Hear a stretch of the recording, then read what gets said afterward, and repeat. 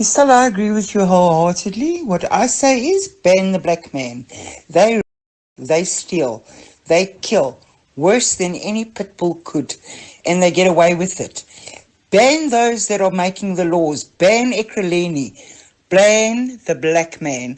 Get all the black women and cut out their uteruses and their ovaries that they cannot procreate, because they will all turn out the same, because they are all the same. I'm very passionate about this.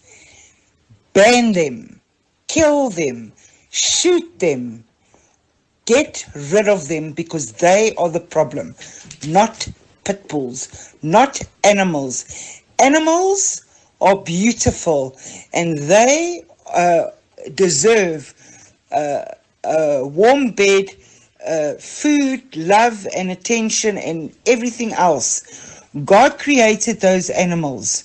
Who created the black man? Do you think God?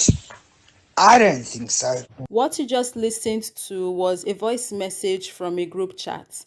This woman named Belinda Magor, a white South African, had made this comment supposedly in defense of pit bulls. Yes, you heard that correctly. Pit bulls. Apparently, there's been numerous deadly maulings by pit bulls, so in the defense of pit bulls, she said all of that. This is what happens when racism flows through your veins and you just cannot help the hate that lives within you. Like, she could have defended the pit bulls all she wanted, but she saw this as an opportunity to be racist towards black people. Bringing them up in a conversation that had nothing to do with them. The topic was pit bulls. What does that have to do with black people? Cannot be tolerated in this country. Belinda belongs in the trash can, will not tolerate racism, and this is not the first time this has happened in this country, and it doesn't seem like the message itself is getting through. Yeah, I said this morning that unfortunately it seems as though South African are pervasive, and there aren't systems in place to reduce racism in South Africa. Over the years, we have had to tolerate rhetoric like the kinds coming from Belinda, and then we will get an apology, like a forced apology, as you have seen with all of the interviews that she has done, or people that she has spoken to. She's not sorry. This is something that is innate. So there is an innate belief that Africans are inhuman. And I think we are here today to send a message to that we don't want you to apologize anymore. What we actually want you to do is leave our country. If you find that our hospitality over the 300 years, because you came into our country, you stole our land, you dehumanized us, you hurt us, and even after all of that, we didn't drive you to the sea. We gave you space to live. If that is not good enough for you, please take your bags and leave, because we will no longer tolerate it. We will not be coming here and getting sorries from anybody. What we are saying today is that we will drive you to the airport ourselves if we have to. There will be no racism in South Africa. If you are and you run a company in this country, I will make sure that I personally come into your company and I will break it down, because I am sick and tired of people who are dehumanizing us. I am human. This is my land. I have nowhere else to go. This is home for me. If it's not good enough for you, Shalom, shalom. That means peace, peace in the Hebrew. British colonizers destroy, kill, and steal, then point fingers at us. Hypocrisy. I'm going to give all the honor, glory, and praises to YAHAWAH, BaHaSham, YAHAWASHI, BaHaSham, RAWACHAA, QADASH. Double honors to the elders at Great Millstone who rule well. Single honors to the elect. Peace and blessings be to all the sincere men, women, and children that do consist of the 1/3, and to the confusion of faces in the four corners of the earth. Shalom.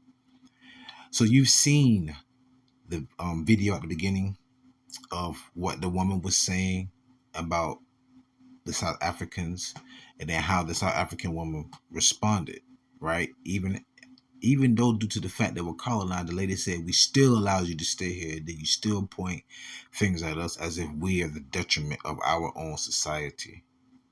But we know the South Africans primarily are Hamites, all right, who the true Africans that live there. But because of the transatlantic slave trade, some Israelites do stay there as well. All right, some Israelites do stay there as well.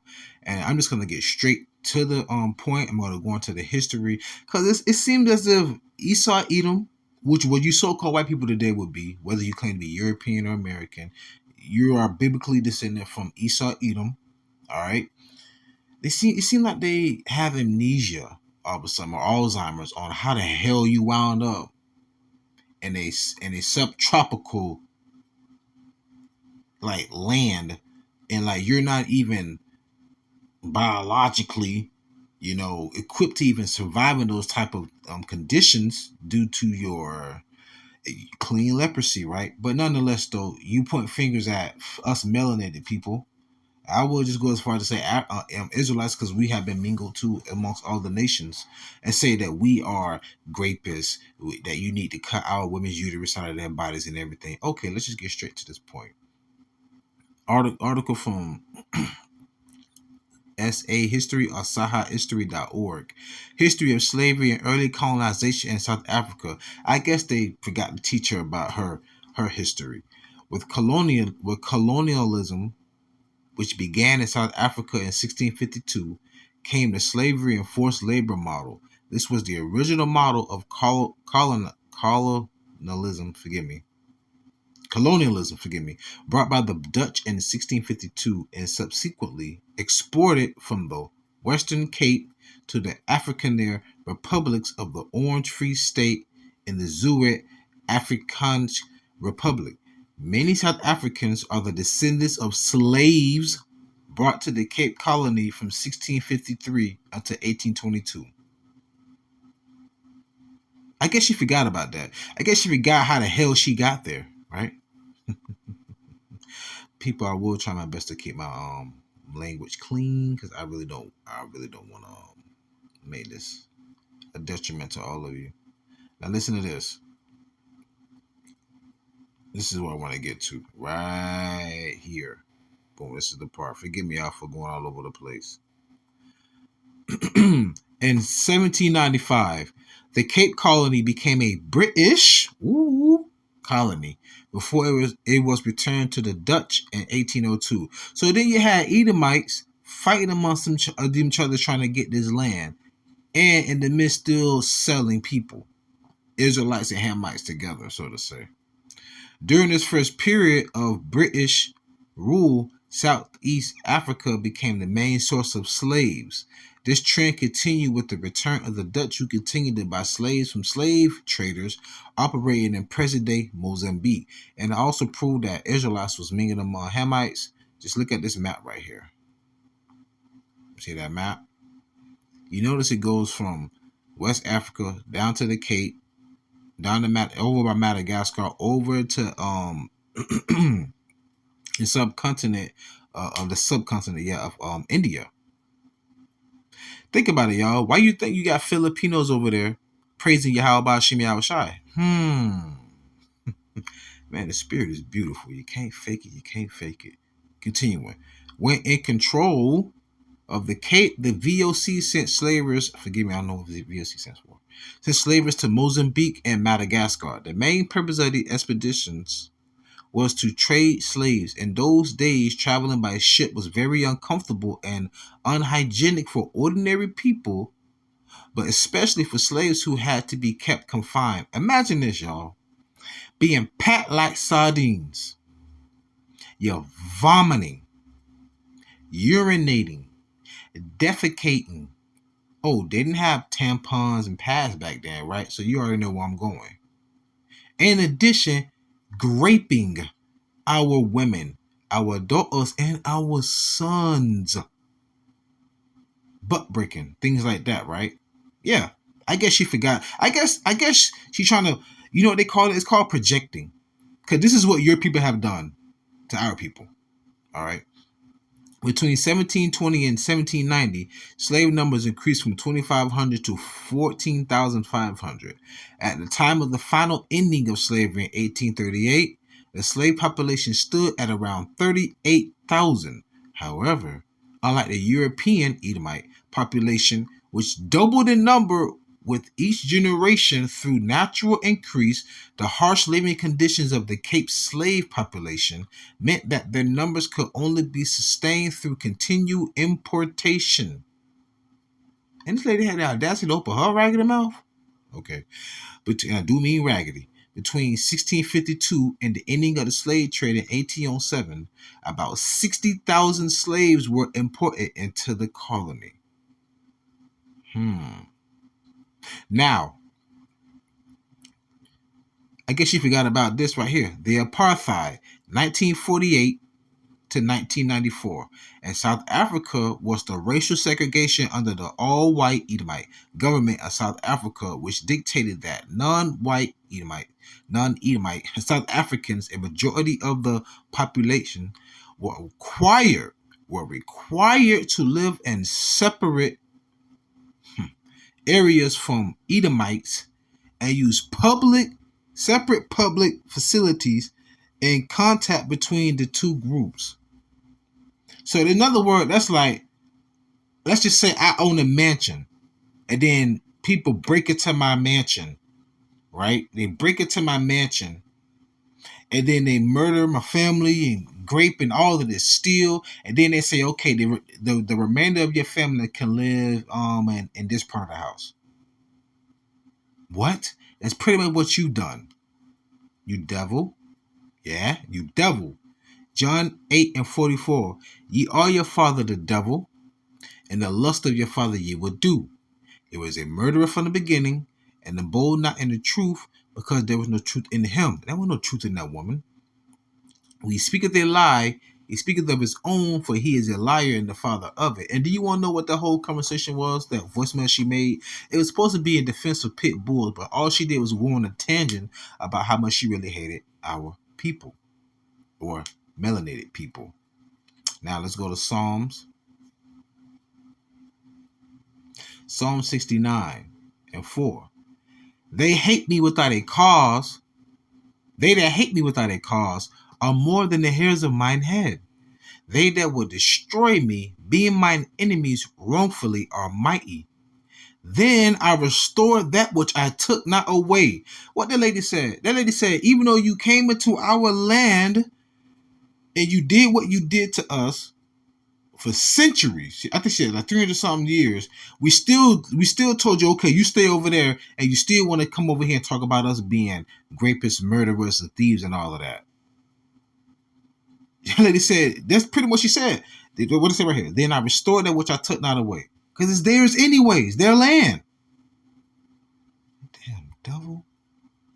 I'm not going to make this long. I just want to, hit home to where the key points are at. Psalm 58:2. Yea, in heart ye work wickedness. Ye weigh the violence of your hands in the earth.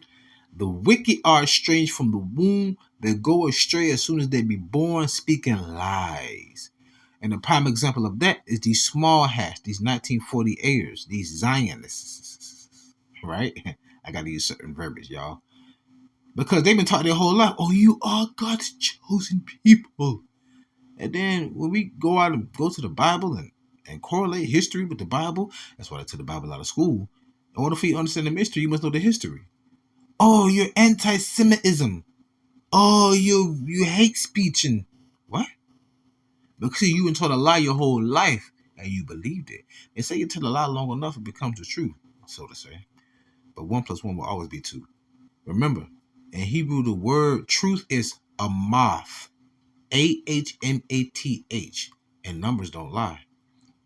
Verse 4. Their poison, meaning their speech, is like the poison of a serpent. They are like the deaf otter that stoppeth her ear. So that's pretty much what this woman's doing, spewing poison, lies, defamation of a whole people. Yeah? Listen though. That's hypocritical, and look at how you got there, woman. It wasn't through no passport, bro, shout out. It wasn't through no passport. It was through colonization, what you like to call it, or what we like to call it, slavery. Subjugation, right?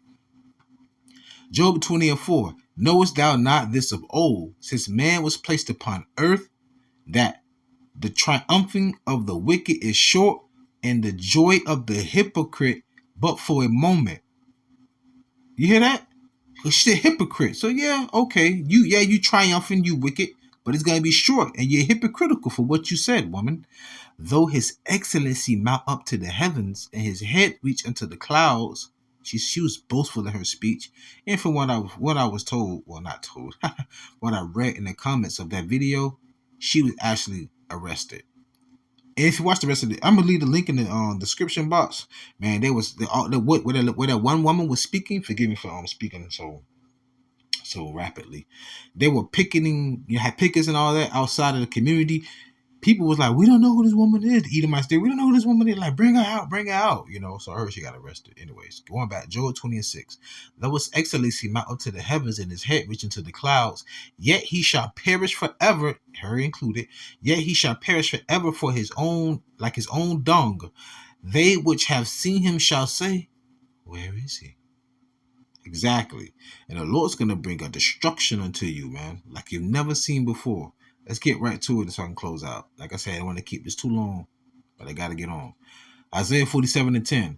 For thou hast trusted in thy wickedness. Thou hast said, none seeth me. As if 300 years of hardcore bondage down there didn't happen, right? Thy wisdom and thy knowledge, it hath perverted thee. And thou hast said in thine heart, I am, and none else beside me. Therefore shall evil come upon thee. Thou shalt not know from whence it riseth, and mischief shall fall upon thee. Thou shalt not be able to put it off, and desolation shall come upon thee suddenly, which thou shalt not know. Jumping down to verse 14. Behold, they shall be as stubble, ICBMs. The fire shall burn them. They shall not deliver themselves from the power of the flame. There shall not be a coal to warm at, nor fire to sit before it.